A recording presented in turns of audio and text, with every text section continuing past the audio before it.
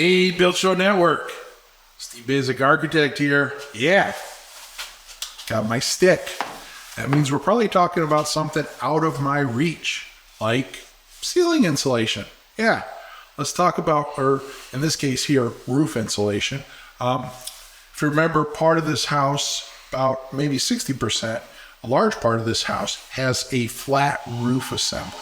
So the flat roof assembly, we have anywhere from about R12 at the very edge to almost R25 or so at the center of the ridge. It's a slope polyiso that happens on the outside. So on the inside, I wanted to ensure that we were up above that dew point temperature. So we did a little flash. You can see here that we also did a flash on the wall, 2x6 wall. We did a 2-inch flash of the closed cell. But in terms of the roof assembly, you can see here, we come off the top plate and then we went across with about 3 inches of the closed cell. That gets us an additional R21 down below. And it is impermeable, so we want to make sure that any moisture that does migrate up there and sees this surface, that surface is always above the dew point, so that we're not taking that moisture vapor and phase changing it into a liquid moisture and bulk water that would then be a problem in a cellulose ceiling. So you can see down here, they've started to do some of the cellulose insulation. So we have our netting up, and then you can see that they've installed the cellulose inside the netting. So that remaining 6.5 inches or so of those roof cavities are going to get filled with blown-in insulation to the tune of about another R22 on top of that. So it's going to be an R5321. It's going to be, somewhere in like the R64-ish range, I think, somewhere in that mid-60s. But the important thing is that it's a pretty airtight assembly. I mean, we have a continuous roof membrane that's over a rigid insulation, that's over an ice and water shield over the plywood that then has the closed cell foam sprayed in on the underside here. And then we'll just have our drywall come in and simply attach to the strapping and finish that. So anyways, let's jump back to the studio. Got a beautiful detail here where we can talk through some of this detail in more detail. Of course, Big Red is going to join us. I'll put my stick down now and we'll head back to the studio. So I'll see you there. Hey, we are back at the studio. Yeah, got a great detail here. It's not very often we do flat roofs, but they are becoming more and more prevalent in what we do. So, yeah, we'll probably see more of these. But got Big Red, got details, and we got time. What we don't have is the discussion. So let's get after it. All right. So, yeah, tell me, this is an action-packed detail. We get a lot going on here. I'll give you a sense of orientation. Here is our 2x6 wall. Here, there's our double top plate. This is our pocket header where we have windows. That's our head plate.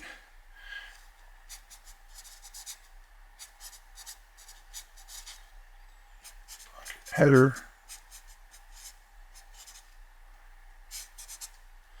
Our head plate there. Our top plate there. And we have a 9.5 inch joist that goes all the way out. And that makes up, goes out to the end there, and then we finish that with 1.5 inch by 9.5 inch LVL rough fascia on the outside of that. And those go in. So we're basically have our 9.5 inches here, which gives us some decent insulating value. And notice that goes out.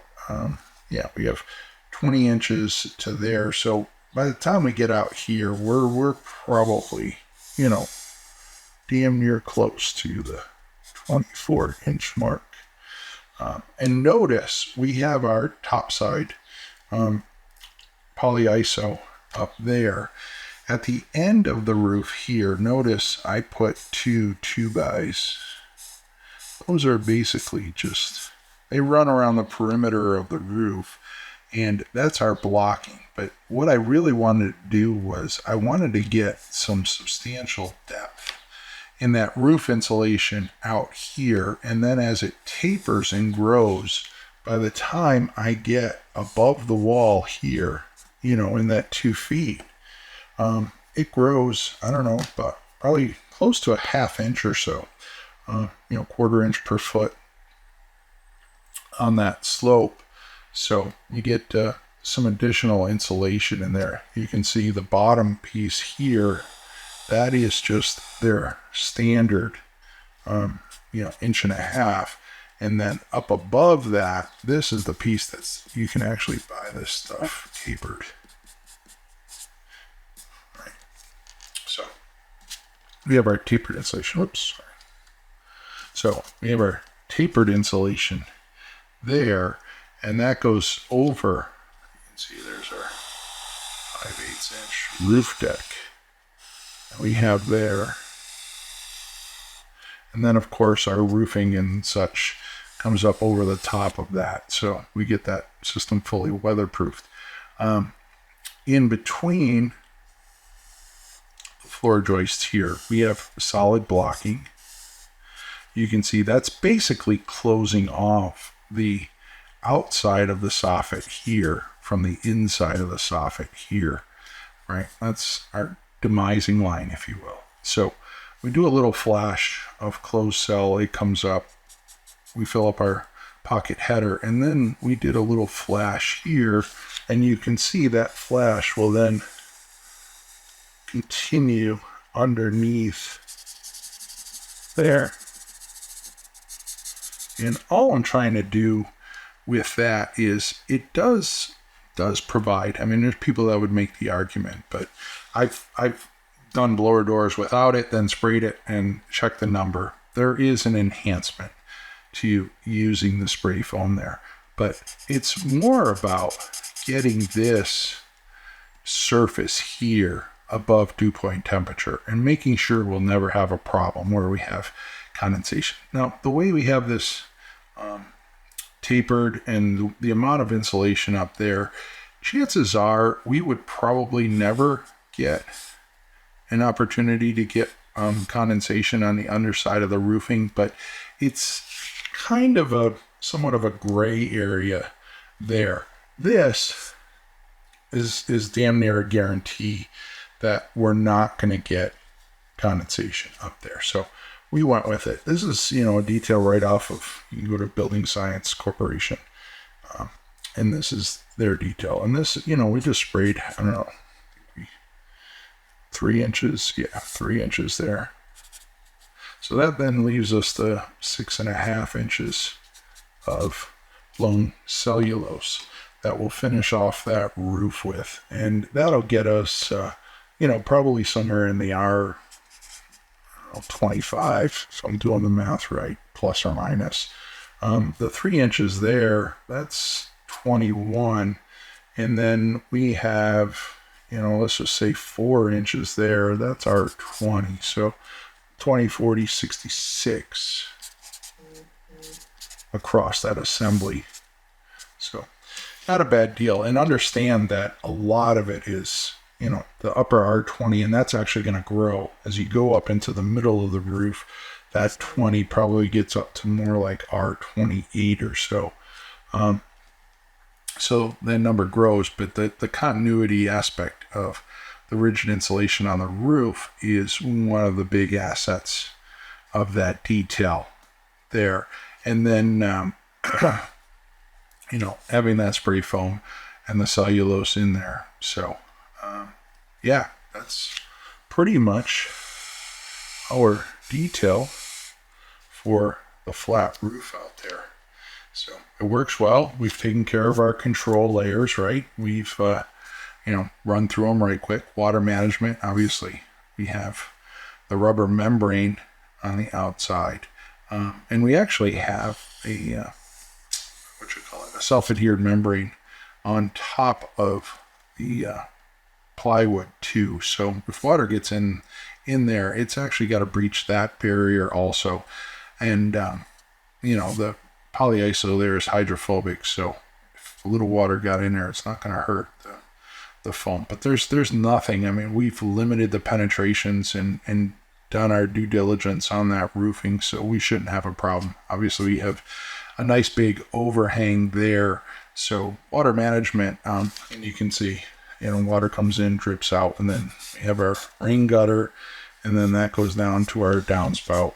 So remember, down and out, right? The two words for water management.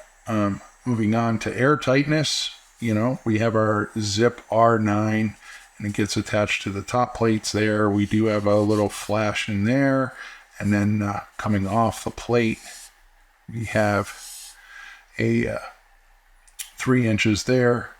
As far as vapor, we've controlled our condensing surfaces there and here. And then as far as insulation goes, we're at R66 with a good portion of it being continuous. And even our walls here, we're at, we're at 14 plus 21. So we're at somewhere around 35-ish on the wall in there, plus 9. So yeah, we're at, somewhere around R44 across that wall. Right? 9, 21, 15, 35, sorry, not 44, 35. And it's die. Yeah. So we're right there. R35 on the walls, so doing well. Should last a very long time and provide all the comfort and energy efficiency that we need in there. And we did do the blower door test, so I can bring you up to date on that. We hit 1.0 ECH, air changes per hour, at 50 pascals is the measurement. And that's our initial one. We didn't have any of the blown-in insulation. We didn't have drywall and all that stuff. And we had a number of places that we have to tidy up a little bit. So that number is only going to get better. So we'll keep you posted on that. But it's not a bad place to have as a stepping off point. So anyways, flat roof insulation. Well, there you have it. Flat roof insulation. We came, we conquered. It's done. Hopefully you enjoyed that. If you want more, hundreds of videos, Build Show Network, go watch them 7 times. It's, hey, I'm just going by what I'm told.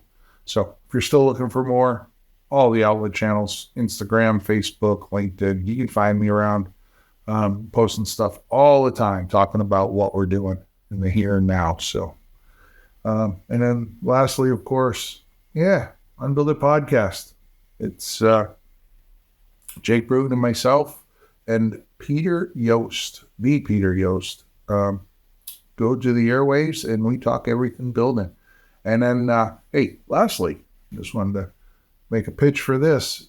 Build Show Built Boston. Yeah, we are climbing through the episodes there where we have a house here in the Boston metro area where we started it. Right, the video's right from scratch, and we're taking you through the whole building sequence. So go check that out. And now, actually, my good friend Brett on the Build Show, New House Old Soul. It's a winner, certainly. Go check it out. So, anyways, until next time, Steve Isaac, architect for the Build Show. Long live our buildings.